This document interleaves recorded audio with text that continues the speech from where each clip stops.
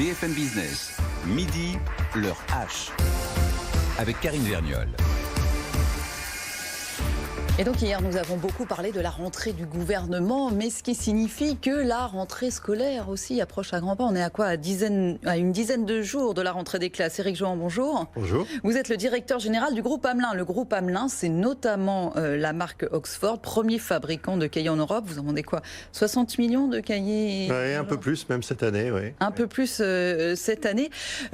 Première question, la rentrée, donc c'est début septembre. Quand est-ce qu'on commence à se préparer pour la rentrée chez Oxford ? C'est quoi ? C'est un an avant ? Ah oui, c'est un an avant, puisque là, nous allons démarrer les présentations des collections de l'année prochaine. Donc effectivement, nous sommes très en avance de phase par rapport aux collégiens et aux lycéens et étudiants. Et en revanche, les ventes, elles se font à quel moment ? Parce que je suis toujours très étonnée, dès fin juillet, on voit dans les grandes surfaces, même mi-juillet, parfois, les fournitures scolaires qui arrivent dans les rayons.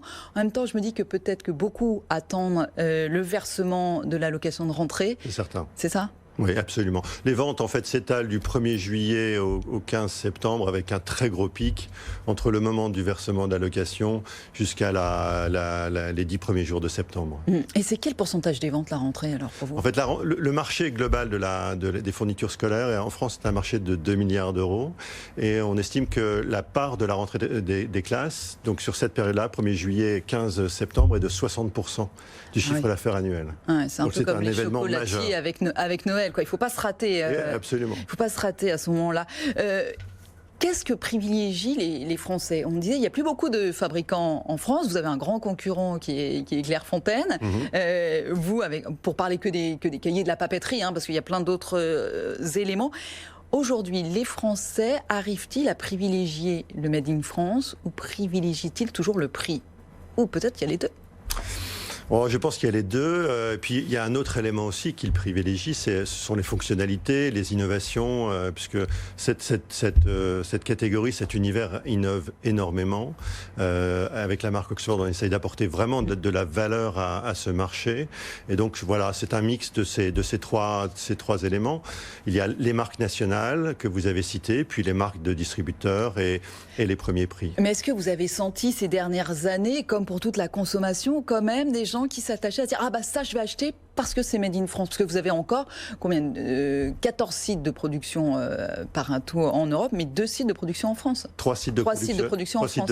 Et l'ensemble des cahiers vendus en France sont fabriqués en France.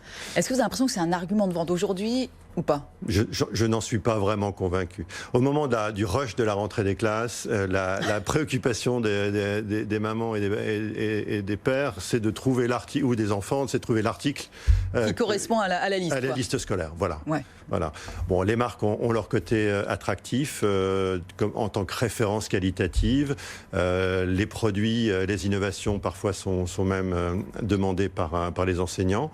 Mais je pense que le Made in France passe après. Mais c'est un fait qu'aujourd'hui, les cahiers Oxford vendus en France sont fabriqués en France. Vous avez des accords justement avec des enseignants, des établissements qui privilégient justement plutôt vos produits ? Non. Non, ça c'est très difficile. Les enseignants ont une neutralité par rapport aux marques. Un petit peu obligatoire. Alors vous parlez d'innovation depuis tout à l'heure, Éric Jouan, parce que c'est vrai qu'on se dit le papier va disparaître à un moment donné, ou en tout cas on en a moins en moins besoin. On voit pas mal d'établissements justement maintenant qui offrent, en tout cas qui proposent des ordinateurs, des tablettes à leurs élèves. On se dit quelle est la place pour le papier ? Vous, ça fait un moment que vous y réfléchissez, vous n'avez pas attendu. Vous avez travaillé sur le papier connecté. Justement, qu'est-ce que ça signifie ? Aujourd'hui, par exemple, quelle est la grande innovation que vous sortez pour cette rentrée ? Alors, la grande innovation de cette rentrée est produit, en fait. C'est le cahier EasyBook qui est un cahier qui intègre une pochette, donc avec une couverture en plastique qui évite le protège-cahier, une pochette pour ranger les documents. Donc c'est un produit 3 en 1. C'est une innovation produit très très forte et très demandée par donc là, on n'est pas sur de la connexion, là. On est juste sur, bien sûr. Et cette fonctionnalité, sur de la praticité. Cette fonctionnalité connectée, vous l'avez dit tout à l'heure, on y travaille depuis des années. C'est un plus que nous apportons à l'ensemble des produits de la marque Oxford, afin de pouvoir créer un pont entre ces deux univers, du numérique et du manuscrit, qui ne s'opposent pas, mais qui sont très complémentaires. Donc là, l'apparition des tablettes et des ordinateurs à l'école, ça ne nous dérange absolument pas. Parce que vous avez une appli. On a une appli et que l'écriture manuscrite, la prise de notes reste fondamentale dans l'univers de l'éducation pour les élèves. Mais alors à quoi ça ressemble le papier connecté chez vous? Comment elle fonctionne cette application qui s'appelle Scribzy.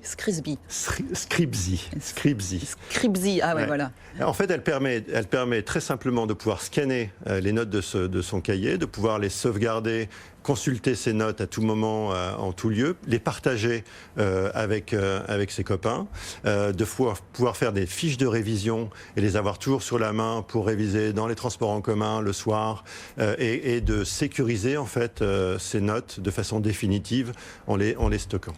Mais on n'a pas encore, ou alors ça, il faudrait un lien avec un fabricant de stylos. Le rêve, c'est quand même ce que nous écrivons de façon manuscrite arrive directement sur l'ordinateur. Alors, on a fait ça. Ouais. Il y a de très nombreuses années, nous avons développé un stylo numérique, quelque chose de très sophistiqué. Et ça a été un formidable échec commercial. Ah oui ? Parce qu'en fait, on mettait de la techno là où il ne faut pas en mettre. D'accord. Écrire avec un stylo sur du papier, c'est quelque chose de très naturel que nous faisons dès notre plus tendre enfance. Mettre de la techno à ce niveau-là, ça n'a pas de sens. Mais mettre de la techno après, en utilisant le smartphone que tous les élèves ont dans la poche, là, ça apporte une vraie valeur ajoutée qui est gratuite en plus pour le consommateur. D'accord. Donc, mais où vous gagnez de l'argent alors avec ça ? En vendant de plus en plus de cahiers Oxford.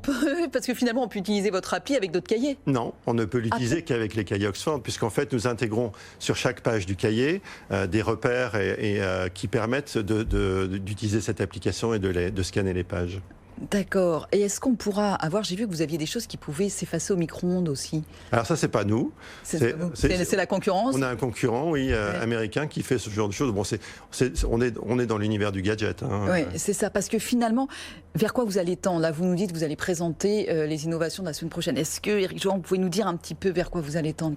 C'est très clairement de continuer à développer la pénétration de cette application. Scribzy, nous allons atteindre les jours qui viennent le 1 million d'utilisateurs.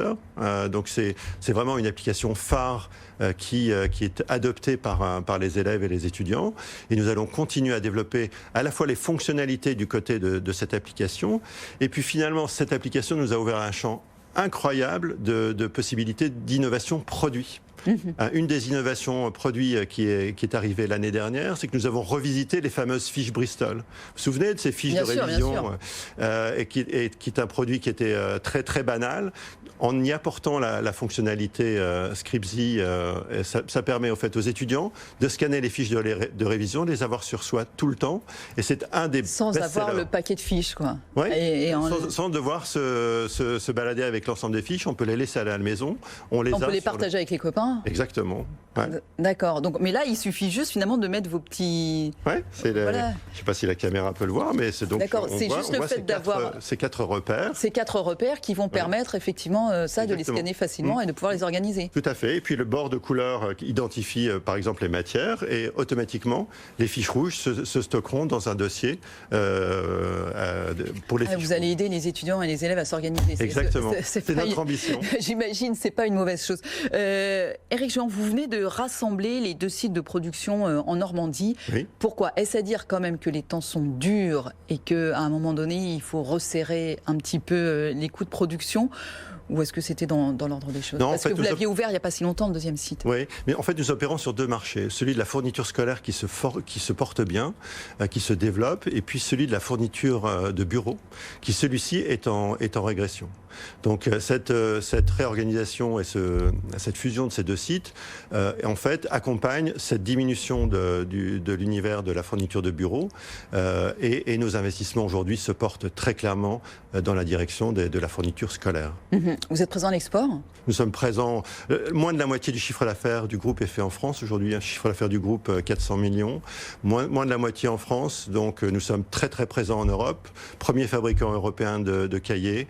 Et notre ambition aujourd'hui, c'est de pénétrer d'autres marchés, le marché américain, le marché australien par une acquisition récente. Et nous avons une vraie ambition pour ces produits Oxford qui sont uniques au monde. Les fonctionnalités et la qualité des produits n'existent pas dans les autres pays autour de nous. Donc on a un vrai potentiel de développement. Donc la suite, c'est l'export. C'est ça. L'export, le grand export, comme on dit. Merci beaucoup, Éric Jehan, directeur général du groupe Hamelin. Donc préparez-vous pour la rentrée. Mais c'est agréable encore de sentir le papy. Il y a ce côté agréable quand même. Voilà. C'est vrai. Merci beaucoup à vous d'avoir été avec nous.